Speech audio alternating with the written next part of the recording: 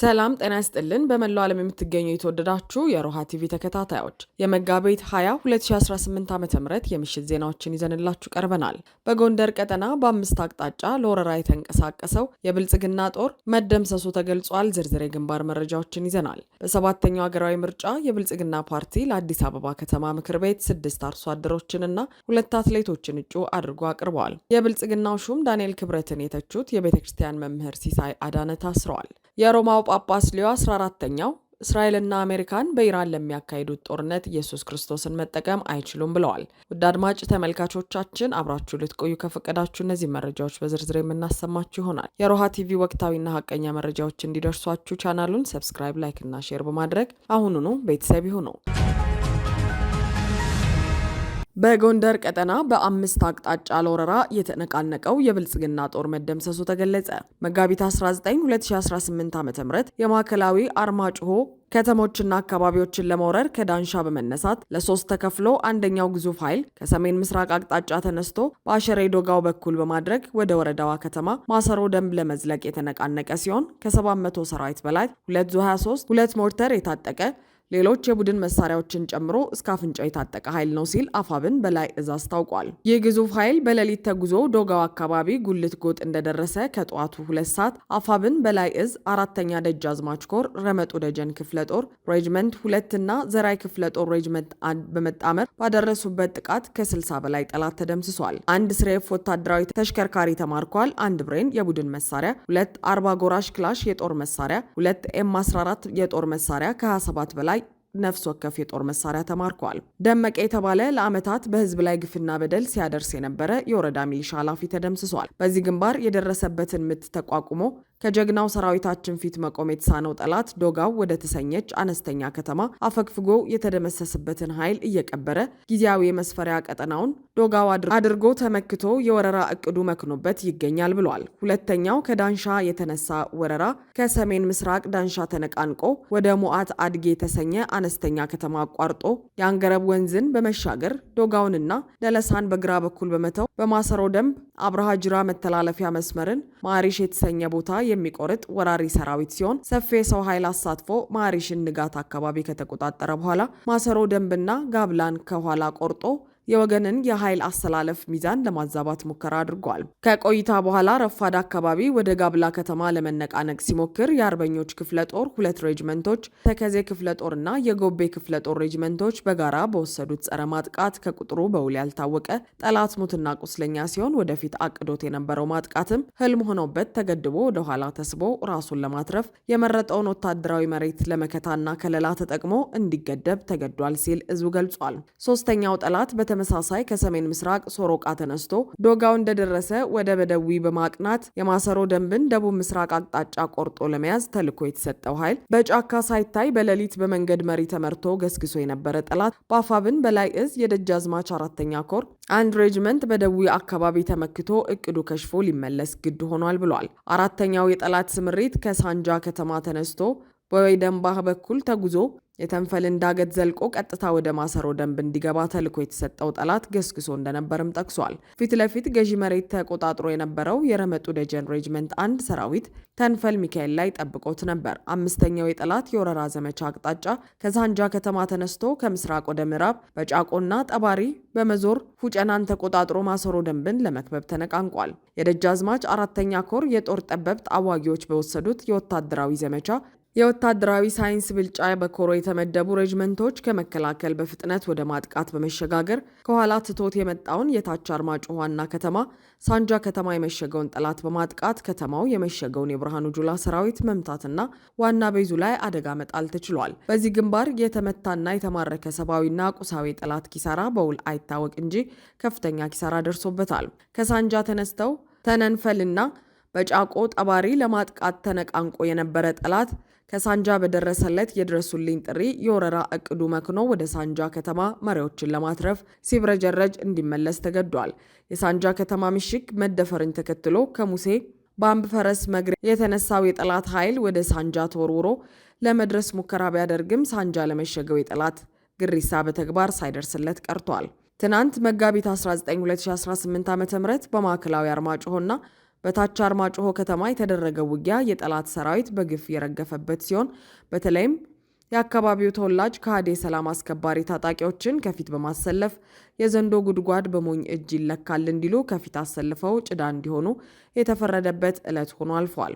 ለከሃዲ ሚሊሻና ለብርሃኑ ጁላ ግብስብስ ጀንበር ጽልመት ሲወጣት ለልማደኞቹ አፋብን በላይ እዝ ደጃዝማች 4ኛ ኮር ሰራዊታችን የድል ወጋገን በመላው አርማጭሆ በርቶ ውሏል። በነጭና ጥቁር የአይን ቀለም መካከል ነጥለው የሚመቱት የተመሰከረላቸው የደጃዝማች 4ኛ ኮር ሰራዊት አባላት በምሽግም ከምሽግም ውጪ ከአንገት በላይ የአብይ አህመድን ሰራዊት ጭንቅላት ሲያፈርጡት ውለዋል።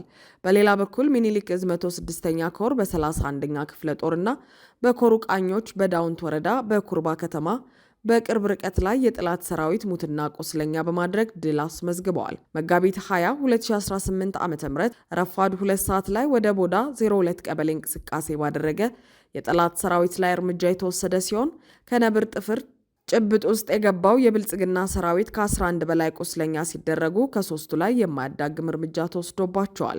የብልጽግናን ወንበር አስጠባቂ ተከፋይ አመራሮች በሚሰጡት ዘር ተኮር የጭፍጨፋ ትዕዛዝ እግሬ አውጪኝ ብለው ሲፈረጥጡ ያብቴ ከሚባል አካባቢ ሲደርሱ በለቅሶ ስነ ስርዓት ላይ በሚገኙ ንጹሃን የሩምታ ተኩስ በመክፈት አቶ ደስታ አሻግሬ የተባሉ ግለሰብ የተመቱ ሲሆን ሕክምና እየተደረገላቸው ይገኛል። በተመሳሳይ ከደሴ ወደ ተንታ ሲንቀሳቀስ በነበረ የጠላት ኃይል ላይ በተፈጸመ ሽምቅ ጥቃት በርካታ ወታደሮች ተደምስሰዋል። በጥቃቱ ከተደመሰሱት መካከል በአንድ ወታደራዊ ፓትሮል ተሳፍሮና ታጅቦ ሲንቀሳቀስ የነበረ ማዕረጉ ለጊዜው በውል ያልታወቀ ወታደራዊ አመራር ይገኝበታል። በአማራ ፋኖ ብሔራዊ ንቅናቄ ምስራቅ አማራ ቀጠና ሚኒሊክ እዝ 104ኛ ኮር 25ኛ ክፍለ ጦር ስር የሚገኙት የሁለተኛ ሬጅመንት ጀግኖች ትናንት መጋቢት 19 2018 ዓ.ም በፈጸሙት የሽምቅ ጥቃት አንጸባራቂ ድል አስመዝግበዋል። የጠላት ኃይል መነሻውን ከደሴ ከተማ አድርጎ በተሪ አቆራርጦ ወደ ተንታ ለመግባት በእንቅስቃሴ ላይ እንዳለ ነው በተለምዶ ጉና ተብሎ በሚጠራው አካባቢ ላይ ሲደርስ ሊመከት የማይችል ድንገተኛ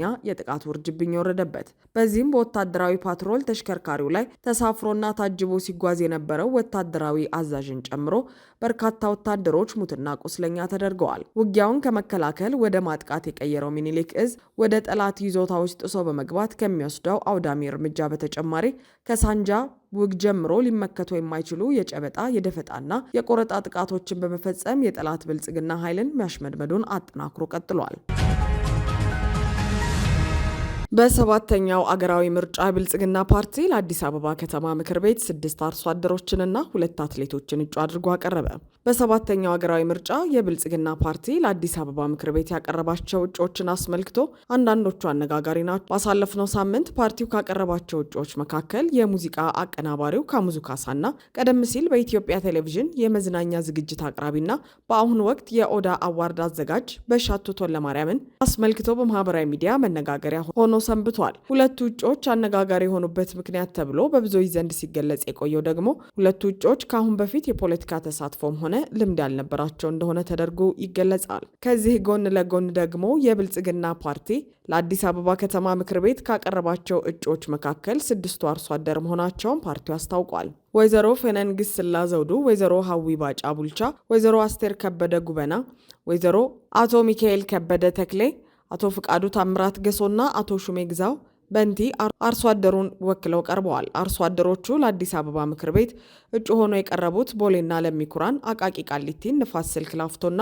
የካ የምርጫ ወረዳን ወክለው ነው። ተሰማ አብሽሮና ዮሐንስ ቢፋ በልዳ አትሌቶች ሲሆኑ መለሰ ወኢሴ ዲጋ ደግሞ ፓስተር ናቸው። በሰባተኛው ሀገራዊ ምርጫ በተለይ ለአዲስ አበባ ከተማ ምክር ቤት ብልጽግና እጩ አድርጎ ያቀረባቸው ግለሰቦች በግል ስራ ላይ የተሰማሩ፣ አንዳንዶቹ ደግሞ የከተማዋ ባለሀብቶች ናቸው። የዶክተር እመቤት የጥርስ ክሊኒክ ባለቤት ዶክተር እመቤት ገዛኸኝና የሌቻ ቡና ባለቤት ኤልሳ ነጋሽ ገምሶ ይገኙበታል። የብልጽግናውን ሹም ዳንኤል ክብረትን የተቹት የቤተ ክርስቲያን መምህር ሲሳይ አዳነ ታሰሩ።